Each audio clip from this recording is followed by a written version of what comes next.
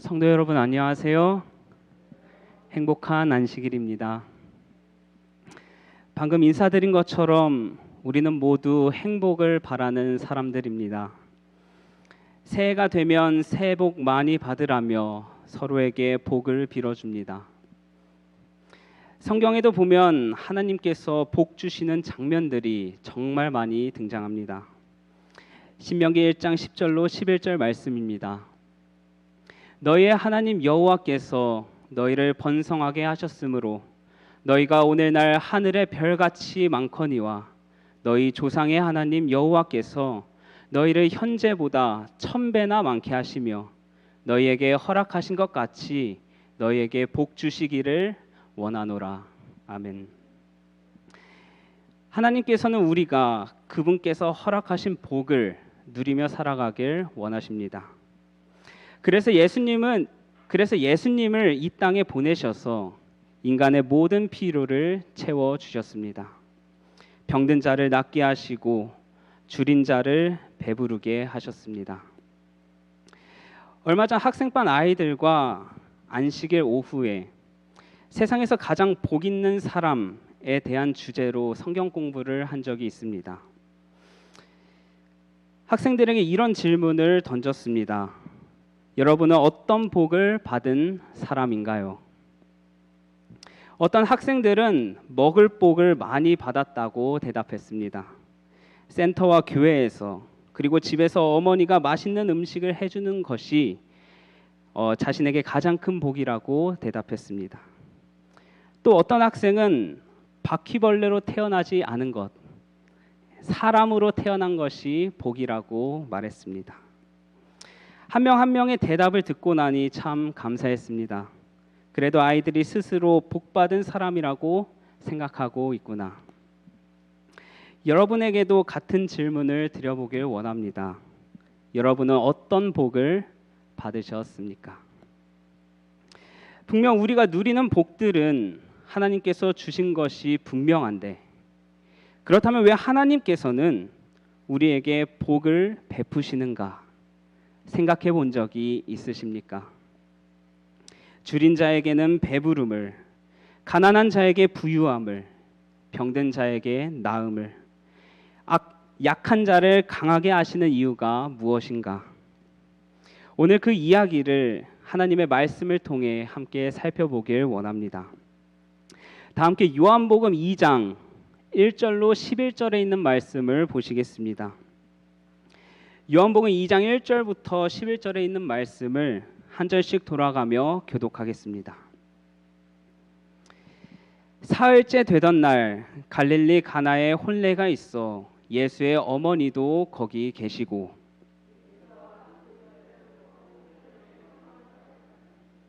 포도주가 떨어진지라 예수의 어머니가 예수에게 이르되 저들에게 포도주가 없다 하니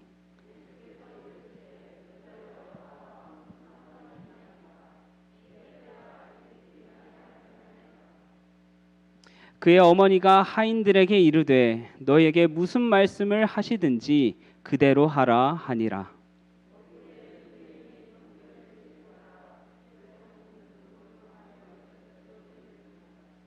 예수께서 그들에게 이르시되 항아리에 물을 채우라 하신즉 아귀까지 채우니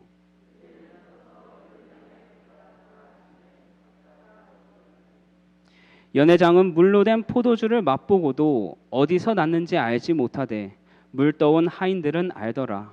연회장이 신랑을 불러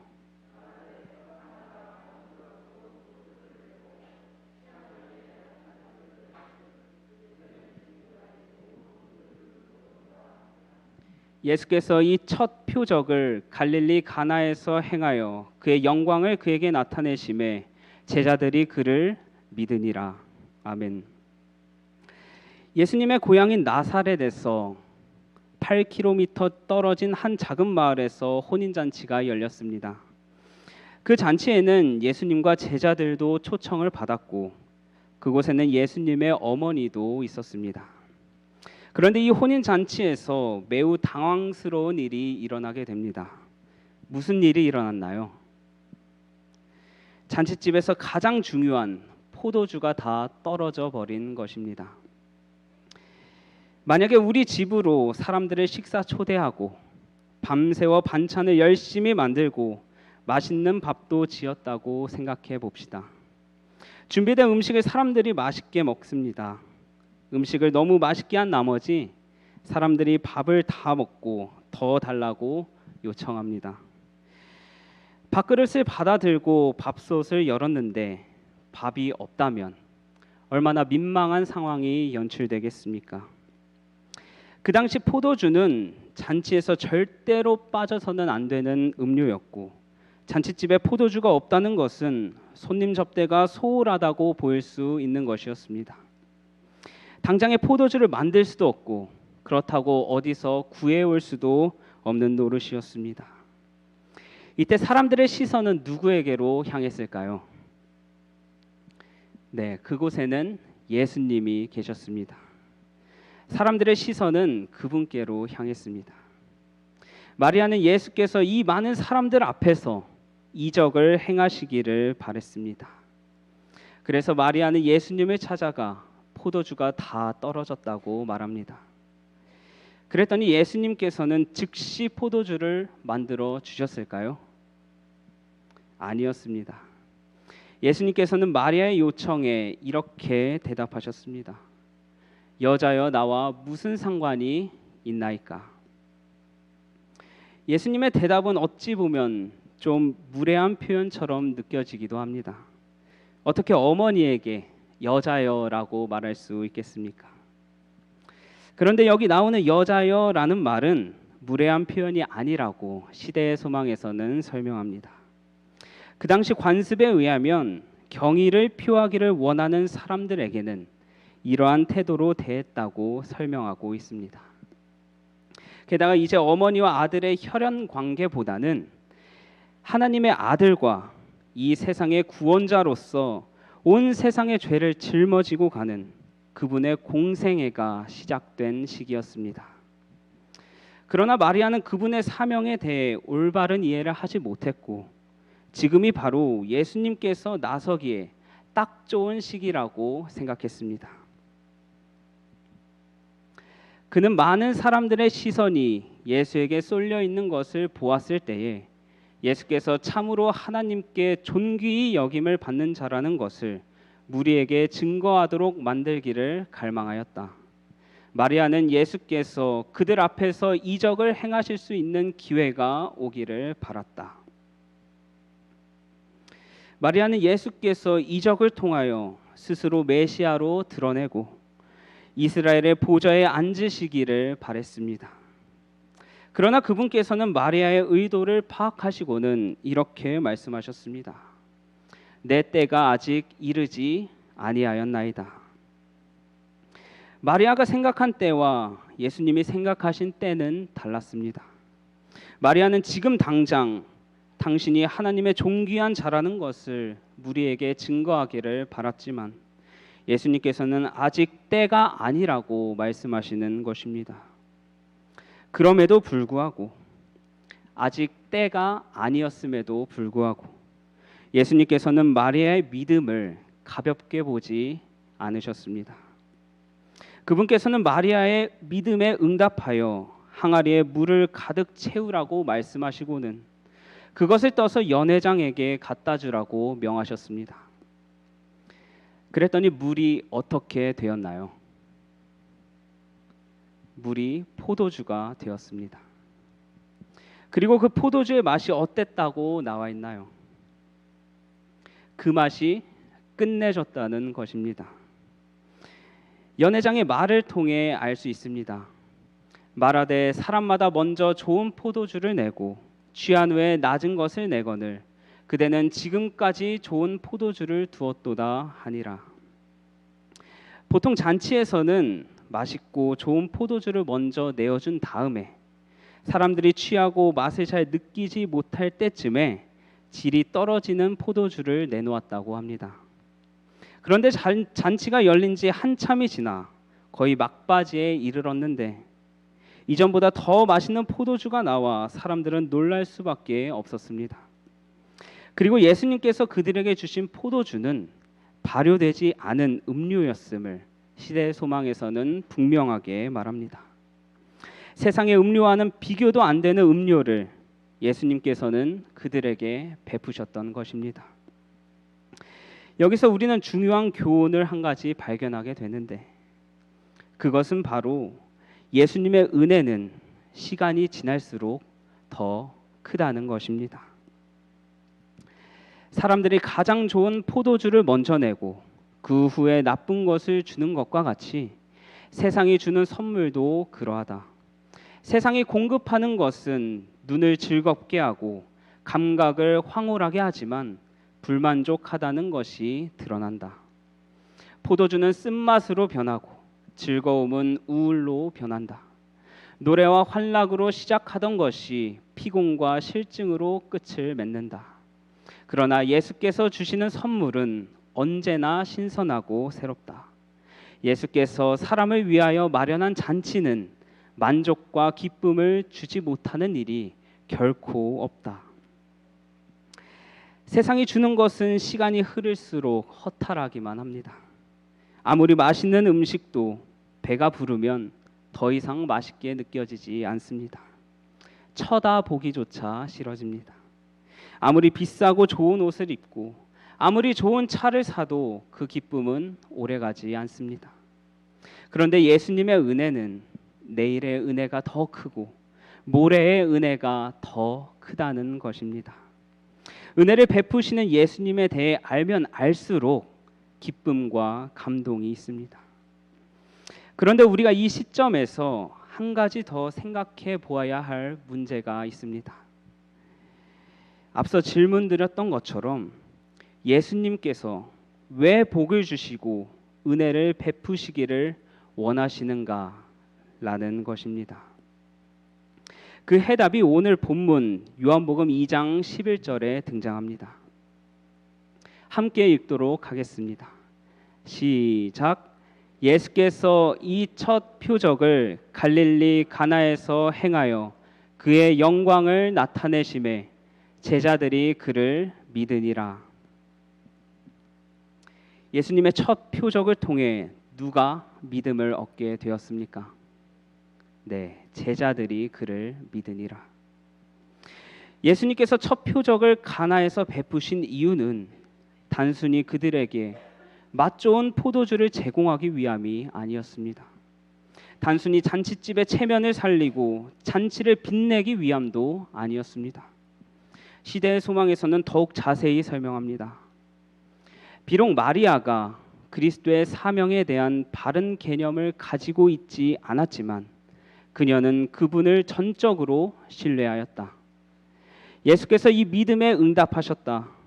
첫 이적을 행하신 것은 마리아의 믿음을 높이고 제자들의 믿음을 굳게 하시기 위함이었다. 제자들은 불신으로 이끄는 많은 큰 시험들을 만날 것이었다.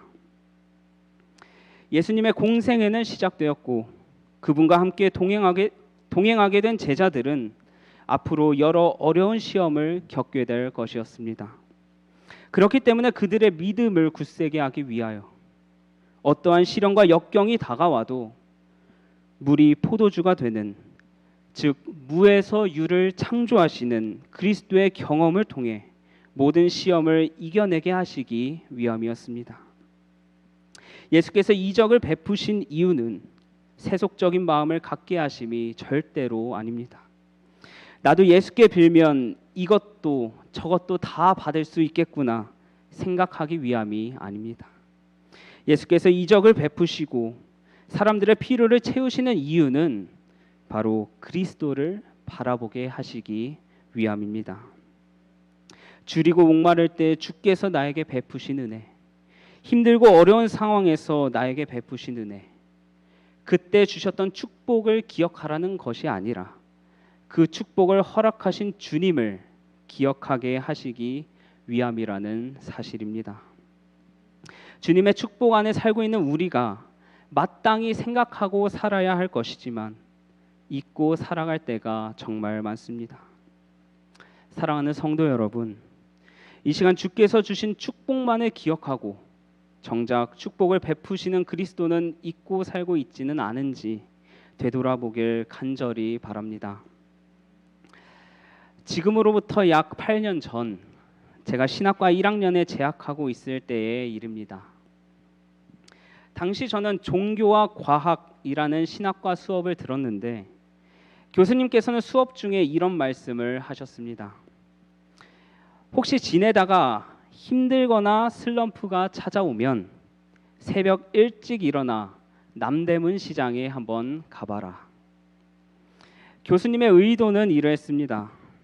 새벽 일찍 남대문 시장에 가서 시장의 상인들이 이른 새벽부터 나와서 얼마나 열심히 사는지 보고 느껴보라는 것이었습니다.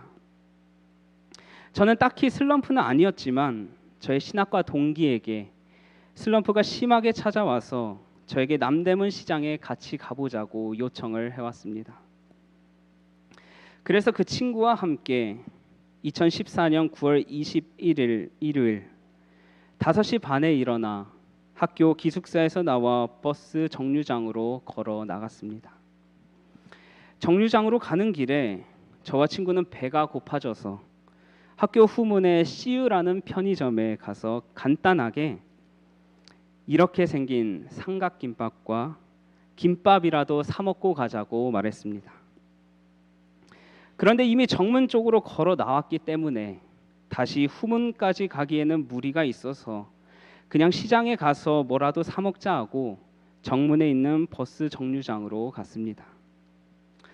정문을 빠져나와 버스 정류장으로 향하는데 이른 시간이라 사람은 아무도 없었습니다.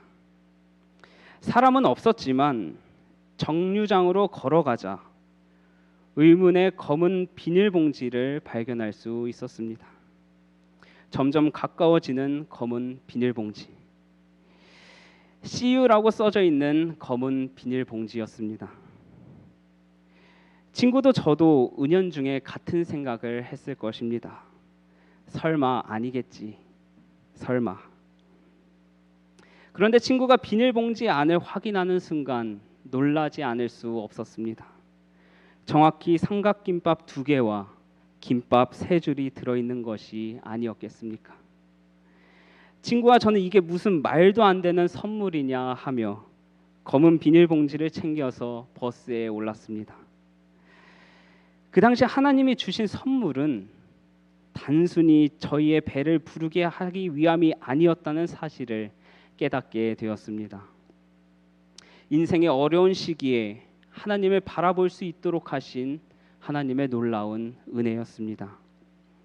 남대문 시장에 가보기도 전에 굳이 남대문 시장의 상인들이 어떻게 살아가는지 보기도 전에 벌써 어느 정도 슬럼프에서 회복된 친구의 모습을 볼 수 있었습니다. 김밥을 맛있게 먹으며 어떻게 이런 일이 일어날 수 있냐며 감탄을 하는 친구의 모습을 볼 수 있었기 때문입니다. 그 친구는 현재 서울의 상계동 교회 전도사로 헌신을 하고 있는데 지금까지도 만나면 그때의 하나님을 잊지 않고 꼭 이야기하곤 합니다. 사랑하는 성도 여러분, 그리스도를 만나면 신기한 일들이 당연한 일이 되곤 합니다. 내가 힘들고 어려울 때 어떠한 방법을 사용하셔서라도 주님께서는 반드시 도와주실 것입니다. 줄인 자에게는 배고픔을, 줄인 자에게는 배부름을, 가난한 자에게 부유함을, 병든 자에겐 나음을, 약한 자에겐 강함을 허락하실 것입니다. 하나님께서 이렇게 우리의 필요를 채우시는 이유는 우리가 그 축복을 바라보며 살라고 하시는 것이 아니라 축복을 베푸시는 그분을 바라보라는 음성임을 기억하시길 간절히 바랍니다. 잔치에 모인 손님들이 포도주의 질을 감지하고 사환들에게 그 사실을 물어보고 이 이적에 대한 설명을 들었다. 무리들은 이 놀라운 이적을 행하신 분이 예수라는 것을 생각하고 잠시 동안 너무나 놀랐다. 드디어 그들이 예수를 찾았을 때에는 예수께서 이미 그의 제자들까지도 알지 못할 만큼 조용히 물러나셨다는 것을 발견했다. 축복을 베푸시는 예수 그리스도는 뒷모습마저 아름답습니다. 아니, 축복을 베푸시는 예수 그리스도의 뒷모습은 사실 발견할 수조차 없습니다. 우리 같으면 어떻게 하겠습니까? 내가 베풀었던 선행에 대한 영광을 다 받아야 하지 않겠습니까? 그러나 그리스도께서는 제자들까지도 알지 못할 만큼 조용히 그 자리를 물러나셨습니다. 그리고 예수께서 항상 하시는 말씀은 이런 말씀입니다. 제자들에게 말씀하십니다. 병든 자를 고치며 죽은 자를 살리며 나병 환자를 깨끗하게 하며 귀신을 쫓아내되 너희가 거저 받았으니 거저 주라. 이것이 바로 우리 그리스도인들의 삶이 되어야 할 것입니다. 주께서 우리에게 축복을 허락하신 이유를 다시 한번 가슴에 새기는 저와 여러분이 되시길 간절히 바랍니다. 축복을 허락하신 분을 잊지 말고 받은 복을 거저주는 저와 여러분이 되시길 간절히 바랍니다. 그 당시 가버나움을 휩쓸던 홍분 가운데서 예수의 사명의 목적이 상실될 우려가 있었다. 예수께서는 단지 이적을 행하는 자나 육체적인 질병을 치유하는 자로서 사람의 이목을 자신에게 이끄는 것으로 만족하지 않으셨다. 예수께서는 사람들을 구주로서의 자신에게로 이끄시려고 하신 것이다. 예수께서는 그들의 마음을 지상의 것에서 영적인 것으로 돌리기를 원하셨다. 세속적인 성공만으로는 그의 사업에 방해가 될 것이었다. 주께서 이적을 베푸실 때 우려하셨던 일이 바로 이것입니다. 혹여나 그분께서 행하신 이적 때문에 그분의 사명의 목적이 상실되지는 않을까? 그분께서 베푸시는 은혜가 우리를 세속적인 삶으로 이끌지는 않을까? 사랑하는 성도 여러분, 마지막으로 호소합니다. 주께서 피 흘리는 어린 양의 표상이 되시고 흉악한 죄인만이 달리는 십자가에 달려 돌아가신 이유는 우리가 어린 양의 피 흘림을 바라보고 십자가를 바라볼 때마다 그분의 희생을 생각하며 그분을 바라보게 하시기 위함입니다. 마찬가지로 주께서 우리에게 한없는 복을 내리시고 그 축복을 우리의 두 눈으로 보고 경험하게 하신 이유는 이 세상의 세속적인 성공을 바라보게 하시기 위함이 아니라 주께서 주시는 축복을 통해 우리의 시선을 구주이신 예수께로 이끄시기 위함임을 잊지 마시길 간절히 바랍니다. 사랑하는 성도 여러분, 그리스도를 제대로 알면 감동이 있습니다.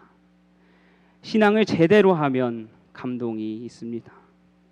그리스도께서 오늘 알려주신 원칙을 잘 기억하여 주께서 주시는 축복을 마음껏 누리며 날마다 그리스도를 기억하여 제대로 된 신앙을 하는 저와 여러분이 되시길 간절히 바라며 말씀을 마치겠습니다. 함께 기도하겠습니다. 하늘에 계신 하나님 아버지, 이때까지 베풀어 주신 주님의 은혜에 진심으로 감사합니다. 이제는 세상에서 누리는 축복보다 그 축복의 근원이신 예수 그리스도를 바라보길 간절히 원합니다. 그리스도의 삶이 저희의 삶이 되게 하여 주시고 거저 받은 은혜를 거저 주며 살아가게 하여 주시옵소서. 예수님의 이름으로 간절히 기도합니다.